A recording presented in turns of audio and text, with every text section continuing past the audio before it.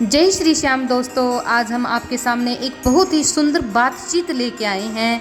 और वो बातचीत यानी कि वार्तालाप किसके बीच में है, वो हमारे श्री कृष्ण भगवान और उनके दोस्त उद्धव के बीच की बातें हैं।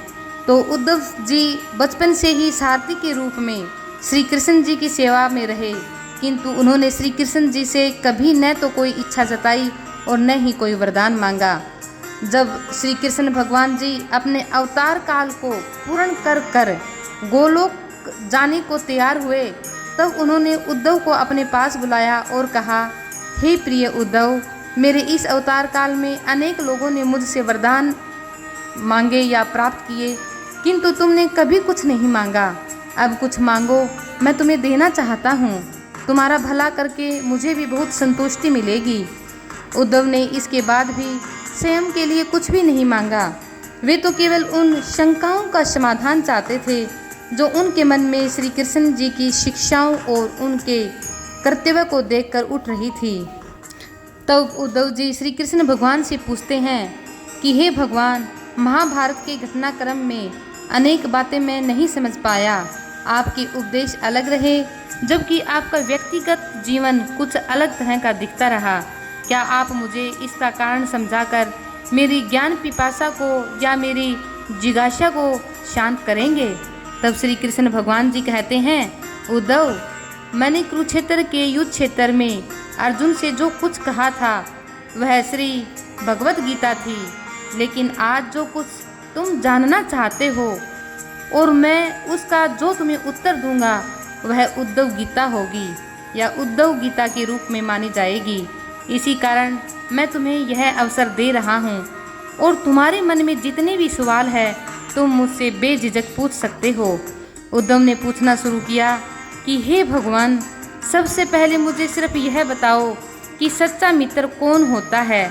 तो श्री कृष्ण भगवान जी कहते हैं, सच्चा मित्र वह है जो ज़रूरत पड़ने पर मित्र की बिना मांगे मदद करे। हाँ दोस्तों, आपका सच्चा मित्र वही होगा जब आपको देखेगा कि मेरा दोस्त मुसीबत में है तो आपको कहना भी ना पड़े और आपकी मदद करें। दोस्तों, मेरी सहेलियां बहुत अच्छी हैं, बिना पूछे ही मेरी मदद करती हैं, तो मैं बहुत लकी हूँ इस चीज़ में। फिर उद्धव जी कहते हैं, हे कृष्ण, आप पांडव के बहुत ही प्रिय मित्र थे। आज़ाद बांधव के रूप में उन्होंने सदा आप पर पूरा भरोसा किया।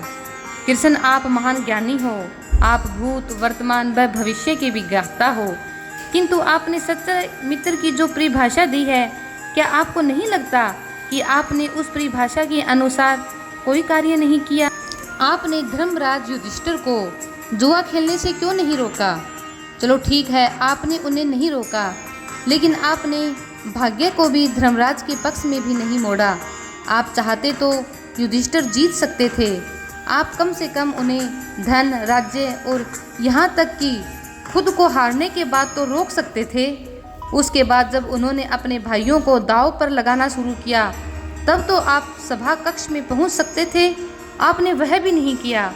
उसके बाद जब दुर्योधन ने पांडवों को सदैव अच्छी किस्मत वाला बताते हुए द्रौपदी को दांव पर लगाने को प्रेरित किया और जीतने पर हारा हुआ सब कुछ वापस कर देने का लालच दिया, कम से कम तब तो आप हस्तक्षेप या रोक सकते थे। अपनी दिव्य शक्ति के द्वारा आप अपने पास से धर्मराज के अनुकूल कर सकते थे। इसके स्थान पर आपने जब भी कुछ भी नहीं कहा। जब द्रौपदी लगभग अपना शील खो रही थी, तब आपने उसे वस्त्र देकर द्रौपदी के शील को बचाने का दावा किया था। लेकिन आप यह दावा भी कैसे कर सकते हैं? उसे एक आदमी घसीट कर हॉल में लाता है और इतने सारे लोगों के सामने निवस्त्र करने के लिए छोड़ देता है। एक महिला का शील क्या बचा? आपने क्या बचाया? अगर आपने संकट के समय में अपनों की मदद नहीं की तो आपको आपात बांधव कैसे कहा जा सकता है? बताइए, आपने संकट के समय में मदद नहीं की तो क्या फ़ायदा? क्या यही हमारा धर्म है? इन प्रश्नों को पूछते पूछते उद्धव जी का गला रूंध गया और उनकी आंखों से आंसू बहने लगे। वे अकेले उद्धव के प्रश्न नहीं हैं। महाभारत पढ़ते समय हर एक इंसान के सवाल हैं। उद्धव हम लोगों की ओर से ही श्री कृष्ण जी से प्रश्न कर रहे थे। तब श्री कृष्ण भगवान जी मुस्कुराते हुए बोलते हैं, हे प्रिय उद्धव, यह सृष्टि का नियम है कि जो विवेकमान है वही जीतता है। उस समय दुर्योधन के पास विवेक था, लेकिन धर्मराज के पास विवेक नहीं था। यही कारण रहा कि धर्मराज पराजित हुए। दोस्तों, विवेक वह होता है जिसे भले और बुरे का ज्ञान होता है।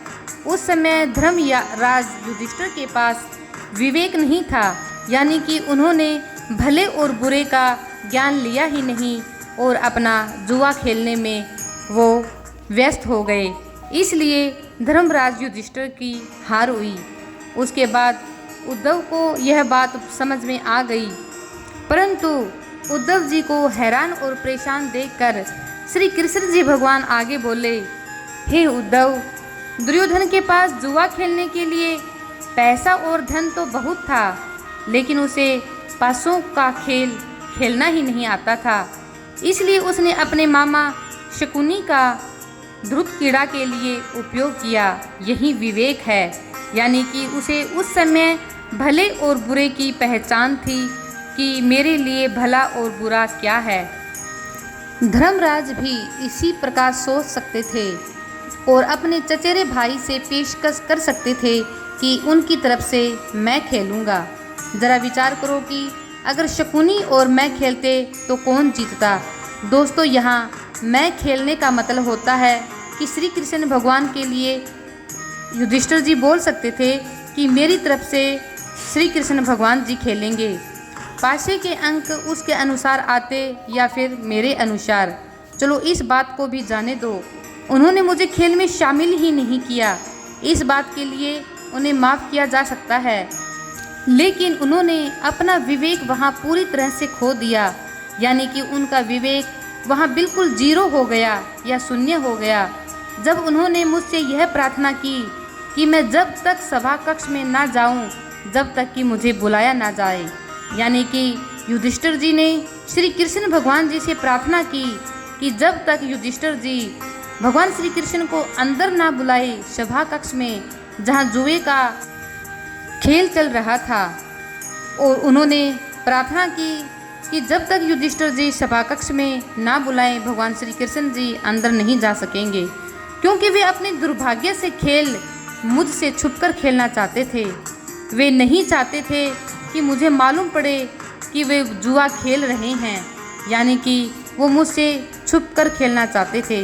इस प्रकार उन्होंने मुझे अपनी प्रार्थना से बांध दिया। मुझे सभा कक्ष में आने की अनुमति ही नहीं थी।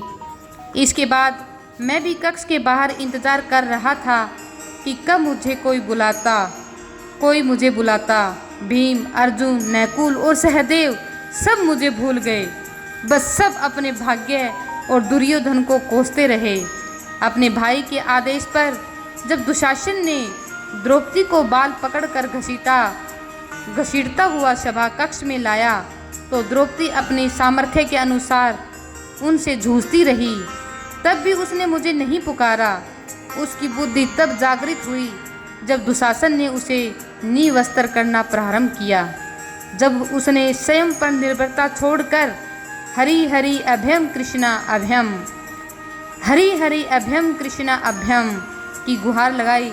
तब मुझे उसके शील की रक्षा का अवसर मिला।